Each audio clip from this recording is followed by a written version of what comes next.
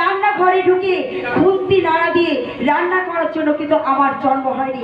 আমি জন্মেছি আমি আমার লাইফটাকে ফুললি এনজয় করার জন্য। তাই আমার যা প্রয়োজন হবে, আমার যা ইচ্ছা হবে আমি তাই করব। তাই দরকার হলে আমি ওই গৌতমের মতো কল্যাণকে ওরা আমি আমার লাইফ থেকে একেবারে আউট করে দেব। আর তুমি এমন নিশ্চয় হও না। আমার মতো কল্যাণ বাবুর ভালোবাসার অমর্যাদা করে তার সুন্দর হৃদয়টাকে ক্ষতবিক্ষত করে দিও না রিয়া। গৌতম, আবার তুমি আমার কাছে কেন এসেছো? হ্যাঁ হ্যাঁ, আমি তো এগিয়েছে নইলে কি আর তোমার মতো নষ্টামের ভিত্তিক প্রেমের খেলায় মারবো কেন?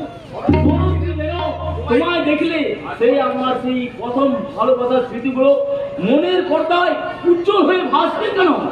ও কি বলতে চাইছো তুমি?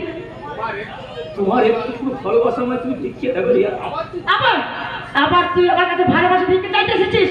আমি যে ভালোবাসার কঙ্গাল, তাই তো তোমার দ্বারে একটু ভালোবাসা ভিক্ষে চাইতে এসেছি। তা আমাকে একটু ভালোবাসা ভিক্ষে দাও। দূরে যা, দূরে যা আমার সামনে থেকে। তুই চলে যা আমার সামনে থেকে। তোমার মনে পড়ে রিয়া সেদিনে সেই মধুময় স্মৃতির কথা, যেদিন পার্থি বসে আমার হাতে হাত রেখে বলেছিলে আকাশের কাছ থেকে নেব কিছু নীল, বাতাসের নেব কিছু গন্ধ, এই নিয়ে মিলেমিশে একাকার হয়ে যাবে আমাদের জীবনের ছন্দ। গৌতম, আর আমি বলেছিলাম সূর্যের কাছ থেকে রামধনু রং নেব, চাঁদনির কাছে নেব জ্যোৎস্নার রং, ভ্রমণার গুঞ্জনে কাকুরির কুতালে মোর বয়ে দুইটি গৌতম, সেদিনই কথা তুই এখনো মনে রেখেছিস? সেদিনের কথা তুমি কেমন করে ভুলে গেলে রিয়া? সেদিনে সেই মধুময় স্মৃতির কথা কেমন করে ভুলে গেলে? সেদিনে সেই ভালোবাসার প্রতিশ্রুতি। তুই যাবি, তুই যাবি এখান থেকে? যাবো রিয়া, যাবো। আমি চলে যাবো। আমি কখনো কোনো দাবি নিয়ে আমি তোমার কাছে এসে দাঁড়াবো না রিয়া। শুধু আমার কাছে একটা অনুরোধ রিয়া, সেদিনের মতো একটি বার বলো আমি তোমায় ভালোবাসি। আমি তোমায় ভালোবাসি নিজে তোকে আমি ঠিক এই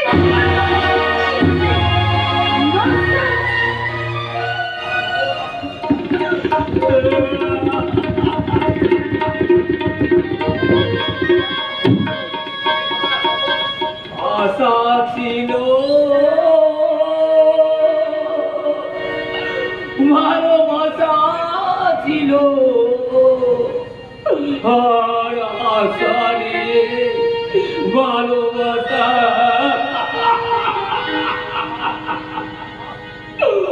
নিষ্ঠুর বিধাতা, একটু ভালোবাসা করে নাই বা ভালো, তাহলে কেন অন্তরে দেশকে ঠাকুর কেন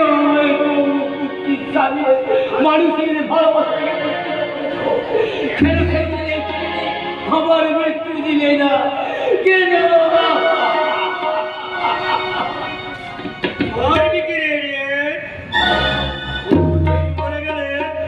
তোর নামের এই বিশাল সম্পত্তি যে আমাদের হাত ছাড়া হয়ে যাবে, তাই তো তোকে দয়া করে কোনো বাঁচিয়ে রেখেছি। ও তুমি কোথায় পেলে?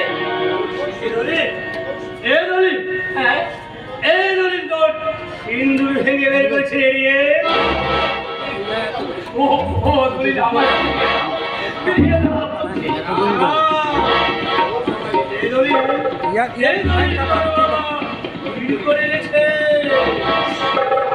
আকস্মিক ভাবে তোর মৃত্যু হয়ে তাহলে তোর একমাত্র অধিকার হবে কিন্তু না রে ভাই, আমরা থাকতে তোর এত বড় সম্পত্তি কি